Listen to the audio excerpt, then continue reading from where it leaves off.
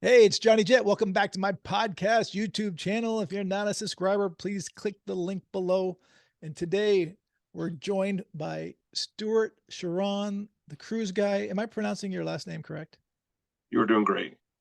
This is the cruise guy. He's been on before, but the last time he was on was a year or two ago when the world was a lot different, and especially cruising. I mean, no industry got hit harder than the cruising industry during COVID. And I mean, Stewart was always like, "Oh, it's going to bounce back. Don't you worry. It's going to be better than ever." And I was like, "You're right. You crazy boy. No one's going back on a cruise."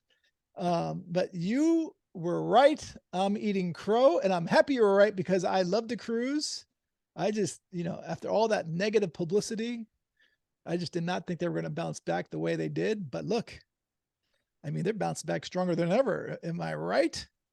You are right, and it was inevitable. One, it's an industry that you really can't keep down. It's an industry that as many people as they can carry will want to go. It's the segment of the travel industry that has the highest satisfaction rate, and it has the highest value. I mean, right now, when you compare it to hotels and airlines, cruising has a up to a 50% price advantage. Look at hotels right now, and you're going to spend, up to six, seven, $800 at hotels that you'd spend $100 to $150 at, and they're giving you nothing, including in many of the best hotels. They're reducing service. They may not even service your room on a daily basis. Where on a cruise, you'll get it 1 to 2 days. Right. But overall, Johnny, cruising has rebounded. I mean, all three cruise companies, Carnival Corp, Royal Caribbean Group, Norwegian Cruise Line Holdings, they're all saying essentially the same thing. Bookings have exceeded 2019. Pricing is better than 2019. Onboard spending is better than 2019, and the future outlook is better than it's ever been. The occupancies are getting back up to normal, which is typically 103 to 107%, which includes the third, fourth, and fifth passengers. Sharing cabins were available, but the industry is in a very good rebound. And I just came back from my 35th cruise since June of 21 restart, and 310th overall, and the ships were full. And it really was nice to see. I mean, I saw them, let's say, going back to June of 21 when, these ships were operating at 30% occupancy. And it was like you had a private yacht. Now the Right. ships are full again. And it's nice to see even the new ships, operating at full capacity. So it's just nice to see everybody traveling again.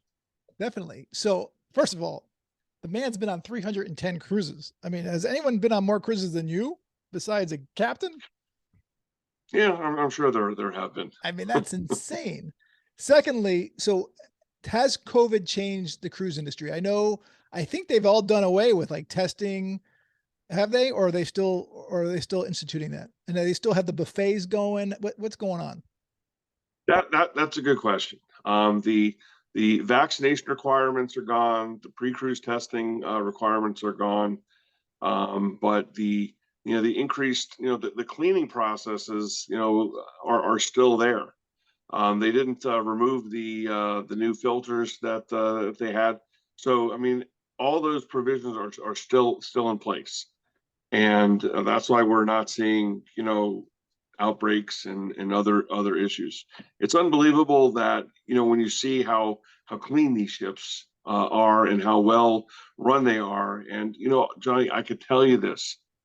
These are before it was, the cruise industry was trying to keep up with hotels, but I could tell you now that the ships are nicer than the best hotels on land, and you get to visit multiple destinations. You're not packing and packing, checking in and out of hotels, and you're not waking up in the same boring place each day. Right. It really has changed. And even with the connectivity, with the technology on board, including the ability to communicate, the internet. You're starting to see a lot more companies, oh, hey, we're installing Starlink, from SpaceX. And Right. all I could tell you, I've used it many times on many ships, and It's a bit spotty still. Is it? They have a long way to go, and the cruise lines know it. They're getting the feedback about it, and some of the other companies that they were using before are still faster. Starlink sounds sexy, so they're making those announcements, but very quickly they can revert and change to low Earth orbit, to the different satellite companies to ensure. But it's just neat to see how they're moving ahead and they're trying to engage in the best technology available. So can you do work on a cruise ship, and is it cheaper, the Wi-Fi? Yeah, the costs have come way down. It's significantly faster. I mean, on Carnival Celebration, which back in November, December of last year when I last cruised on it. I mean, I was streaming, HD, super HD videos on there without any hiccups. Okay. The Starlink, I'm able to do interviews. I'm able to do Zoom without issues. There are some times where it may get a little, hiccupy, but I mean, overall, it's just like as if you were at home. Okay. The Well, service that's that they're amazing. providing on board the ships, whether you're in Europe, whether you're in Alaska, Caribbean, Mexican Riviera, it's just like you were at home. Right. That's great. And how about, so are they still doing buffets, or are they dishing it out themselves? Yeah, Are they making you use hand sanitizer before you go into the buffet? I mean, they did that before COVID, but they did it before, and the ships, like okay, I just returned from Celebrity Beyond as an example. Spent 12 days, round trip out of Rome. We went to Greece, Italy, and Turkey. The ship's built with hand washing stations as you enter the buffet. right. And so, give yourself a nice, hand wash and Do people soap and do it? towels. And then, you've got an eating extravaganza ahead. Do But people use it? remember, absolutely Because packed. I mean, I remember, before COVID, when I would go to the buffet, there would be someone standing there with hand sanitizer, and they'd say, they would make you use hand sanitizer. Right. Either use that or wash your hands. I Okay. mean, it sounds kind of silly, but then you have your specialty restaurants. So, we had a French restaurant, you had a steak restaurant, you had a restaurant in Eden, you had all kinds of restaurants throughout the ship, and there was always a a restroom nearby. So if you didn't want to use a hand sanitizer, you could use you wash your hands in the bathroom. But it is great to see so many people washing their hands now. Okay. And since cruising is back, has the ship sailed on people booking 2023 cruises, or can you still find a deal or a space? I could tell you that the bookings for 23 are way ahead of where they were same time, let's say for 2019, which is pre-pandemic, way ahead. Are they? But there's always going to be, availability. You're always going to be able to find some deals somewhere. You have to be flexible with your dates. But I could tell you, heading into the summer months, it's going to be tough, especially when you're trying to find cabins that may be able to accommodate more than four in a room. I mean, some of the cruise lines are on certain dates. They're putting double occupancy restrictions on there, which means you can only book two at a time. But just be flexible and shop. You'll find something. But Alaska is going to have its best year ever. The Mediterranean is going to have its best year ever. Some of the hot spots, let's say in the Mediterranean, when we went to Mykonos and Santorini, I've never seen so many people there, and it wasn't as if there were that many. There weren't more ships. It was just packed, and people are enjoying, traveling again. The planes were packed. I enjoyed. I was in Rome at least three or four times.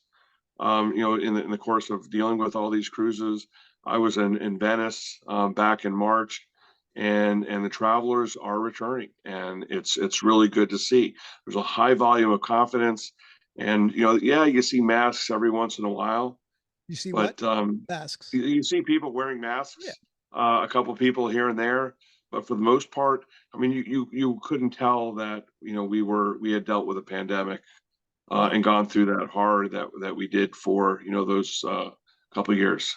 And how about with so many people being in these ports, like you just said, Santorini and Mykonos, did that make it miserable, or Well, what? I would tell you in Santorini it was pretty simple. We got off the tender. All the ships have to tender in, so there were three ships in port that day.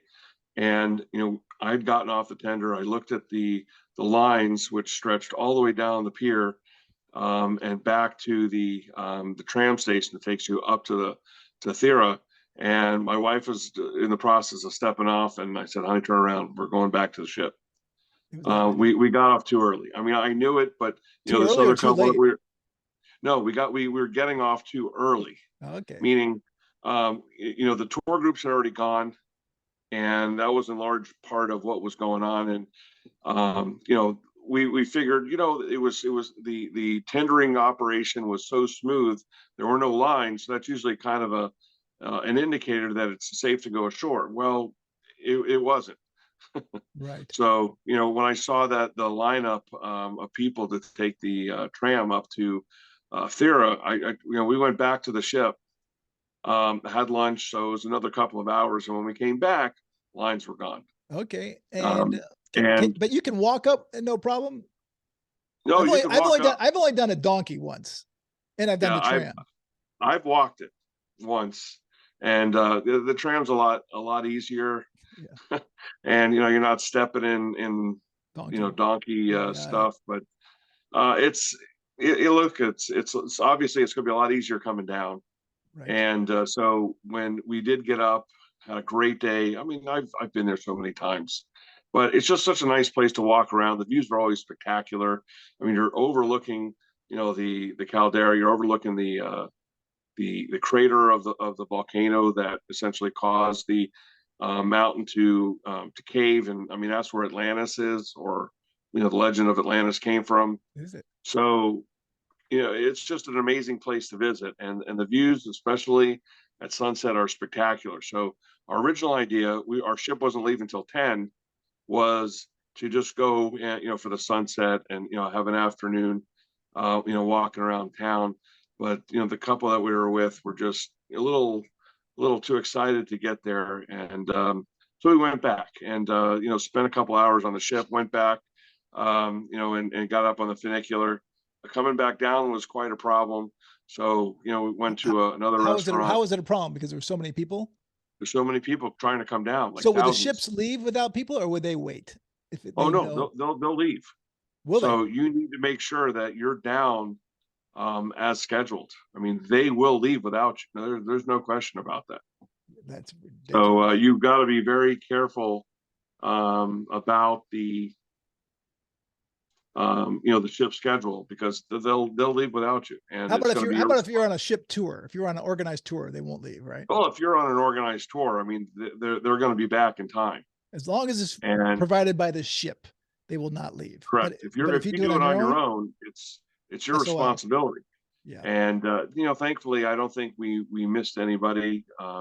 You're always looking to see people running down. The pain in the butt was Mykonos, and the people, the authorities in Mykonos came up with a really great idea that people are going to be okay with double connections. So imagine you have two stops on your flights, and you hate that. So just imagine having to tender from your ship to the Newport area, and then be forced. There's no way around it to get on another tender that Mykonos provides to take you to the Old Port area. So it's a pain in the neck, and That's you're just a waiting in money. That's a lines. money grab. Well, I mean, they're not charging much. They're maybe it's like €2 per person each way, not a big deal. But what they're trying to do is they're trying to limit the number of people in the Old Port area, Okay. and keep the cabs out. Now, I thought I would be cute, and so we walked through the town, had a nice day, walked past the windmills, and we were going to attempt to take a taxi around all that and just go right back to the Newport area to avoid the first connection. And yeah, no, we are not. The cab driver said we are not allowed to go to the Newport area. Wow. So They don't mess around. yeah, yeah. So I had to walk back through town to the Old Port, take the tender to the port, and then it was three very long lines. So if you're going to do it, you got to time it properly, and hopefully your ship can be one of those that are there, and it's only a just the one connection. The Gotcha. double is a real pain in the neck. So would you go to Europe this summer on a cruise? I did. I Yeah. did it twice. Right, but I mean, In fact, okay, so that was in May. Temperatures were absolutely ideal. It was perfect.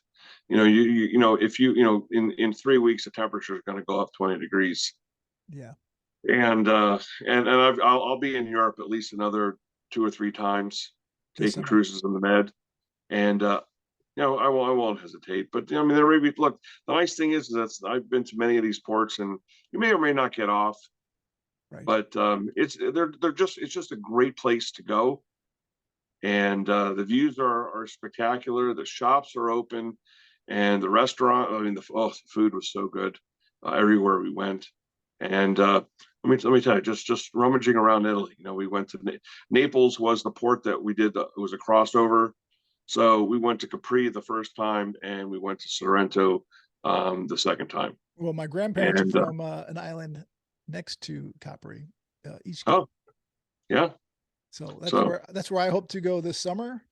very easy to get to. Yeah, I mean, I've been a few times and I love it. Just my kids have never been. I want to take them. So, speaking of kids, which cruise ship would you say is the best for little kids? How about cruise ship for teenagers? And how about cruise ship? How about and the best luxury cruise ship for adults only? Well, I mean, in the luxury market, I mean, there's a handful. You've got Seabourn, you got Silver Sea, you got Regent. So there's your three. Okay, Um, but I could tell you that many of the cruise lines, like Celebrity as an example, they have this retreat area for their suites, and it really is an incredible area. The advantage is you have your Cloud9 experience where you're secluded from everybody else. You have your private dining room, which is stupendous. The views are spectacular. I mean, I just couldn't begin to tell you the views that we had at dinner with the sunsets. But then you have the flexibility of these other types of restaurants. So if you don't particularly like the menu, you have the ability of going to other restaurants. And I mean, we went to the steakhouse. We went to they have a Mediterranean restaurant. Then there's the rooftop garden restaurant. So I mean, depending on your mood, they have a restaurant. I mean, Eden was fantastic, and the view, being on deck 5 and being able to see the ocean from the very back of the ship was awesome. The food was incredible. We had wonderful wines that we paired with our dinners, but it was just a great trip. right. And so the ability to find a ship that really has the experiences. Now also you have the entertainment is another factor. So Definitely. that's the advantage of having a secluded area on a large ship, is that you're going to be able to have better dining, um, more options, Definitely. and entertainment. When you go on the smaller cruise lines, I mean, they'll have some lounge acts.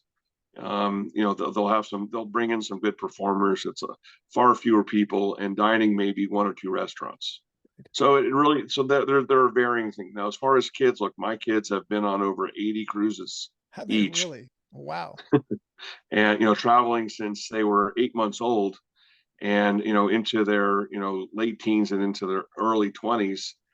And they kind of got out of the kids programs pretty early. They like to spend more time with mom and dad, but the crew, the programs are great. And when you're dealing with certain ships, Johnny, that they may have all these great amenities on board, but when you're traveling in Europe, as an example, you come back from touring 8-9 hours, and oh yeah, that's great, they're going to have all these the different shows that are going on, Right. the different activities, but you, You're you know right. traveling in Europe is different than it is in the Caribbean, and a lot of these ships are better for the Caribbean, and you're going to be spending a whole lot more money to be on ships that have these additional amenities that you're just not going to be able to partake in.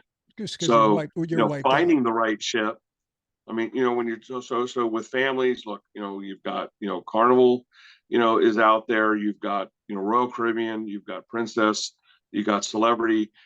You're not going to go, even Holland America, you're not going to go wrong, traveling as a family on any of those lines. Good to know. And did you say Disney? Disney's got to be worth it. Disney's out there as well, and you're just going to have a lot more kids than you would I bet. imagine. Yeah, I've never been on Disney. I've But been on again, Seabourn it's a five ship that you're going times. to spend a lot of money on too. Is it? I Yeah. mean, Disney's Disney, and I mean it's Disney is in a world of its own, and you will spend a significant premium to sail on them. Okay. Is it worth it? If you are a Disney fan, people do it, and they hear the Disney line, the Disney name, they want a Disney experience. Gotcha. But do you need that experience? Right. So it's just something to consider.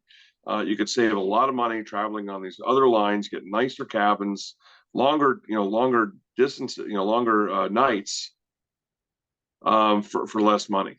Right. But if you want to go on Disney, there's a price for it. Right. So how about what is, speaking of prices, what's your best money saving tip for getting a cruise?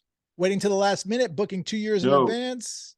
no. I mean, one, the better, the longer, the more time in advance that you go, the better the deal may be.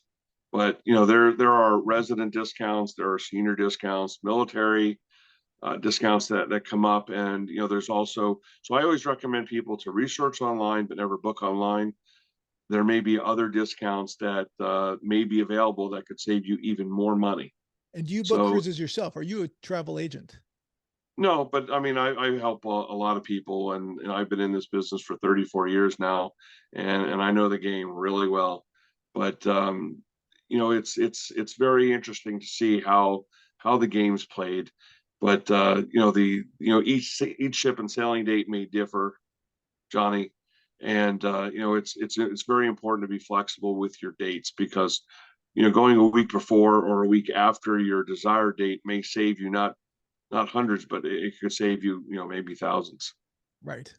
I got you. And what's your best cruise tip? Best Well, cruise travel tip. I mean, one of I, mine I is would, don't take the elevator except when you arrive with your luggage. Take the stairs. Work off all that well, food. yeah, but I mean, they've got great gyms, and you have opportunities to walk and exercise around the ports. One of the big things now, one of the rages is they have pickleball on board, so that's in addition to the full court basketball. It's become very popular. Cruise lines are installing courts. I mean, I was on Oceana's brand new Vista, and it had a pickleball, and people were enjoying it, and exercise, exercise regimens are key, and people are working it off. But I just tell people, Johnny, to I remember I mentioned researching online but not booking online, and this is not three or four, this is not a flight from LA to New York. I mean, this is 3, 4, 7, 10 days of your life. Right. And you're using a cruise, a travel agent that specializes in cruises, that has actually done this, is key. You really need someone to advocate on your behalf. A Right. cruise line's not going to bargain against itself. And when you need someone, if there's a problem, something happened, or the reservation got canceled, who knows? There's a million things that could go wrong. You need someone to advocate for you on your behalf. This is, I mean, this is a lot of money and a lot of time, and you want to make sure it goes right. And you got someone that can fight for you. Right. I got you. And my last question for you is, do you ever leave your luggage outside the cabin, when you're departing the night before? No, I'm one of those. I'll wheel it on and I'll actually wheel it off. Yeah. I like to get off the ship early in the morning, have breakfast, but I want to grab those bags and go. I don't want to have to deal with, throwing them outside the door at 2 o'clock in the morning. And, usually sometimes I'll have an earlier flight if I am flying. So I just want to grab the bags and go. And I've never had a problem in all these years. Me too. There's a lot of people that do it. You want to make sure you have it. Right. Not depending or worrying about, did it get to is it down in the terminal? Right. When you need to go. But all I could tell you is it's really a great time right now to be traveling and just getting away. But when you're watching, your vacation dollars, I mean, there's never really been a better time to cruise. And if you're one of those that, well, I haven't done it in a long time, the ships are very different than they were 10 or 15 years ago, the new ships. They are. I mean, the enhancements they've made, the design differences, uh, uh, the accoutrements are different. I mean, and I'm one of these. I never cruised growing up, not once. My first cruise was on a sailing between Miami and Freeport with my grandfather for the day. It was a day cruise, and I didn't like it for the day, and I didn't know why people would want to do it for a week. And I got into the business in college, and it took 14 months in the business, Johnny, before I took my first cruise, Wow. and that was 310 cruises ago. That's amazing. And now with the high cost of air, the high cost of hotels, and meals. I mean, there's just no better way. I mean, when you look at what would cost if you priced a. I mean, I'm telling you. I mean, in Rome, a decent hotel was $600 a night. A decent hotel, Right. and you got no food. They may give you a breakfast, which was nothing to jump up and down about. But you really have to really shop, and you could do it. But once you get on the cruise, the nice thing is it's all there, and you don't have to worry about anything. And it's just, hey, tomorrow, you know what, this port really wasn't that great. You get back on the ship and you're in a new place the next day. Right. I had to turn my video off because the Wi-Fi was cutting out. I think my kids were streaming something upstairs. I should have hooked up. Anyway, But Stewart, how can people find you? well, that's easy. It's cruiseguy.com, and on Twitter, cruise guy. So it's cruise guy for everything. All right. Well, Stewart, thank you very much for taking the time. And I will write a post about this, and I'll put some of the links that you talked about and also your bio so people can contact you. We're gonna tell you, Johnny. The other thing that I think it'd be very well is maybe you want to end it with travel insurance. It's Okay, a good. Let's really talk. important. Actually, that was one of my questions. The Wi-Fi is cutting out, so I was cutting some of my questions short. But yeah, so where do you get travel insurance? Do you buy directly through the cruise line? I always tell people no, do a third party. Full disclosure, I work with Allianz Travel Insurance, but what do you do? Well, what I do is there's a great aggregator called squaremouth.com, and you can filter whether you want insurance to be secondary or primary. Personally, I go with I want primary insurance. I don't want to be having to pay for my coverage or pay for the services out of pocket. And then have to file a claim and hope I get some percentage of it back. And what it does is it shows you all the companies. You can compare policies, but the point is that a lot of people don't realize that their own medical insurance may not cover for travel outside internationally, and every single cruise is international.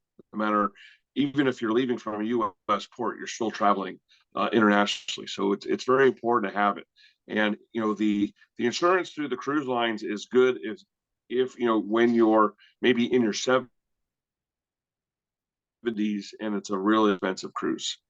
But Right. for the most part, if you're under that and you're not spending a huge amount of money, using these third-party travel companies is a great way to go. And another way to look at your costs, to cut the cost of the policies, is you may not want the cancellation part. You say, well, I'm 100%. I know I'm going. You may buy the policy close to sailing, so you can do the coverage without the cancellation part, but you're still going to have the interruption, which is incredibly important, as well as the medical coverage, as well as property damage, travel delays, and all that. That could actually save you a ton of money on the cost of the premium for the insurance. But it's just so. I mean, I hear all the time. I know you hear it all the time. Well, so and so had an accident. I mean, look, these are accidents not on purpose, but they do happen.